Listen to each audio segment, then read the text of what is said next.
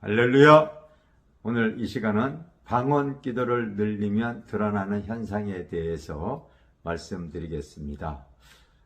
예전에 제가 지금보다도 더 방언 기도를 많이 했던 것 같아요.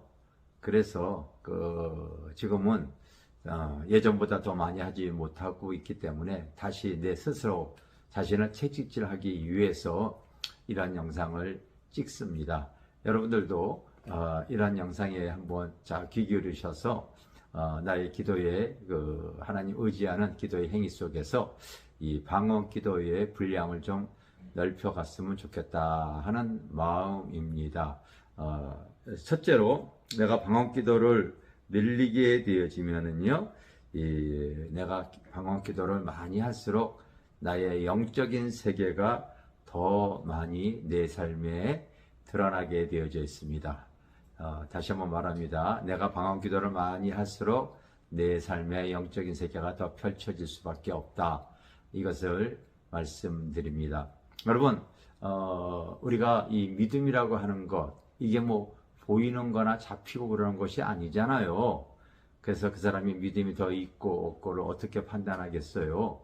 사실은 믿음의 행위를 통하여 판단하고 또 기도하는 모습을 통하여서 우리가 이렇게 판단할 수가 있죠. 또 기도하는 가운데도 내가 영의 기도, 성령으로 하는 이 기도가 사실 이게 믿음이 없으면은 그렇게 쉽게 되어지는 것이 아니에요.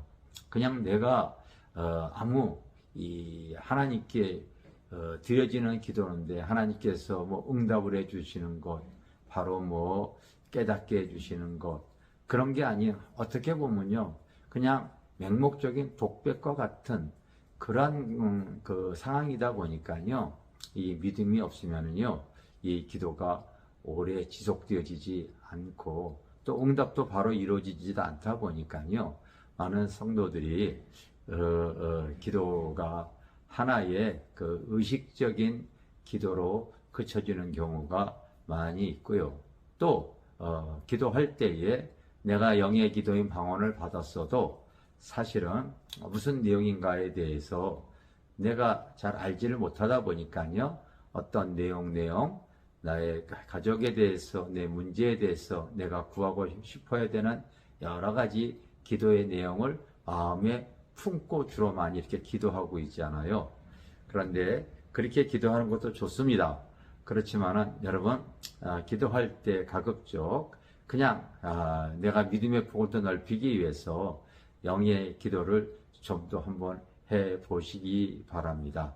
그냥 계속 내가 하나님께 믿음으로 영의 기도를 또 할수록 사실은 내 삶에 영적인 세계가 더 드러나게 되어져 있습니다.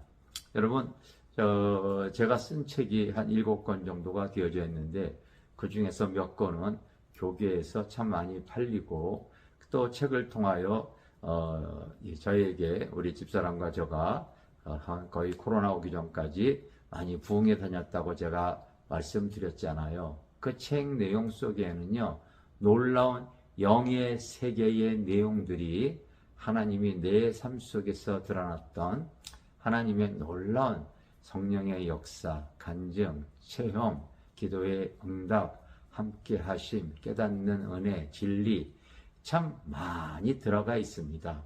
바로 내 삶의 신령한 세계를 경험하고 체험했던 내용들이 그만큼 많이 들어가 있습니다.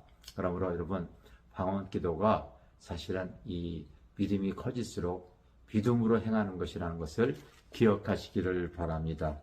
또 기도할수록 하나님과 소통하는 과정이 되어지다 보니까요, 방언으로 기도할수록 하나님께서 그 사람에게, 그렇게 기도하는 사람에게 아버지의 마음을 갖게 하고 아버지와 소통하게 되어지고 아버지의 뜻을 더 이해하게 되어지는 것.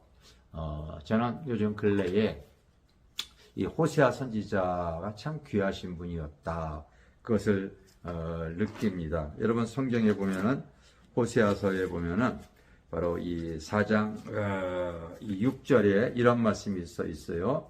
내 백성이 지식이 없으므로 망하는도다. 내가 지식을 버렸으니 나도 너를 버려. 바로 그런 말씀이 있어요. 내 백성이 지식이 없어서 망했다. 이렇게 고백하는 내용이 나와 있어요. 여러분, 하나님은 선지자 호세아를 통하여서 그 음란한 여인 고멜을 아내로 데려다 살게 하잖아요. 참 이게 곤혹스러운 하나님의 명령입니다. 그래도 이 호세아가 하나님의 명령에 순종을 해서 이 가늠한 여인, 그런 여러분 고멜을 데려다가 아내로 삼았더니 정말 계속 간음을 해서 자식들을 낳습니다. 첫 번째 난 자식의 이름이 이스라엘, 하나님께서 흩으신다, 이런 의미의 이름이에요. 둘째 자식은 바로 로루하마, 하나님께서 긍휼히 여기지 아니하시겠다. 셋째 자녀의 이름은 로암이, 내 백성이 아니다 라고 하는 뜻을 가지고 있어요. 그러면 왜 하나님께서 그런 이 호세아를 통하여서 왜 그런 자식들을 낳게 했는가?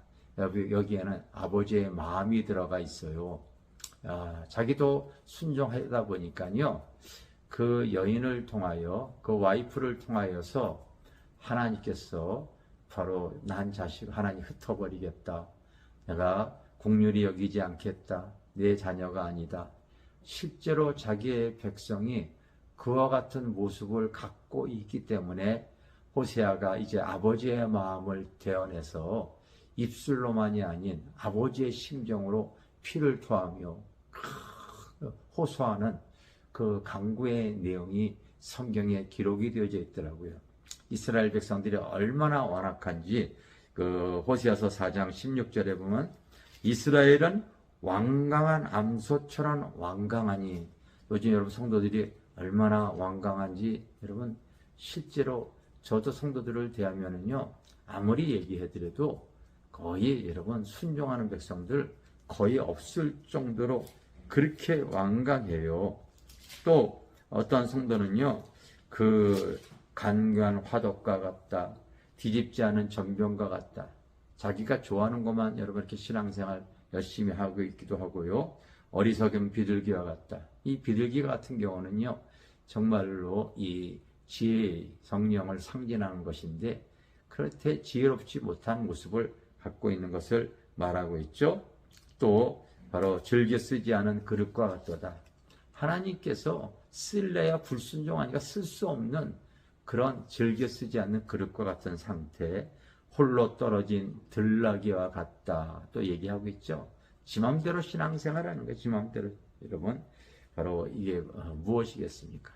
또 성경에 보니까 속이는 활과 같다. 7장 16절에 보면은 속이는 활과 같다. 여러분, 관역을 벗어난 화살이 무슨 의미가 있어요? 여러분, 복음과 상관없이 자기의 문제와 자기의 목적을 취하기 위해서 신앙생활하는 사람들이 그렇게 많은 거예요. 그래서 하나님의 마음을 전혀 알지 못하는, 여러분 우리가 두 아들의 비유 잘 알고 있잖아요. 이 둘째 아들은 지 맘대로 살아갔을 때 나중에 쥐염료를 먹고 깨달아요. 문제는 큰 아들이잖아요. 바로 돌아온 이 둘째 아들을 아버지가 좋아서 다 씻기고 잔치를 벌이고 가락지를 끼워주고 하는데, 그 둘째 아들이 돌아왔다는 소리를 듣고 큰 아들이 고백하는 내용이 바로 뭡니까? 내가 지금까지 아버지와 함께 있으면서 아버지의 명을 어긴 일이 없거늘, 그렇게 말하지 않습니까? 그런데 내가 방언의 기도를 많이 할수록 이제는 아버지의 마음을 점점 알게 되어집니다. 아버지의 사랑, 아버지의 마음, 아버지의 계획함, 아버지의 뜻이 자꾸 분별이 되어진다는 걸 여러분 기억하시기를 바랍니다.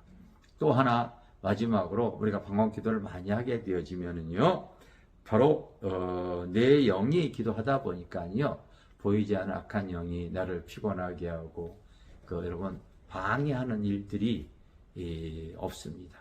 하나님께 내 영이 기도하다 보니까요, 내 자신도 무슨 기도하는 걸 모르지만은 보이지 않는 악한 영도 무슨 기도하는지를 모르기 때문에 방해를 하고 그리고 가로막을 수가 없는 거죠. 이런 놀라운 비밀이 그 영의 기도인 방언의 기도 속에 다 들어가 있다는 것을 기억하시기를 바랍니다. 그래서 여러분 할 수만 있다면 하나님 나에게 믿음을 더 주세요 하면서 방언 기도의 분량을 한 10분씩 조금씩 더 늘려가 보시길 바랍니다. 신령한 하나님의 나라가 내 삶에 드러나는 일이 잦아질 거예요. 어떤 치유라든지 하나님의 놀라운 성령의 기름 부음에 대한 역사라든지 하나님의 은혜라든지 성령의 감화감동으로 깨닫는 성령의 놀라운 지혜라든지 여러분 세상에서 맛볼 수 없는 하나님의 위로부터 오는 귀한 하나님의 나라의 어떤 실상이 내가 경험되어지는 일들을 체험하게 되어질 줄 믿습니다. 할렐루야, 감사합니다.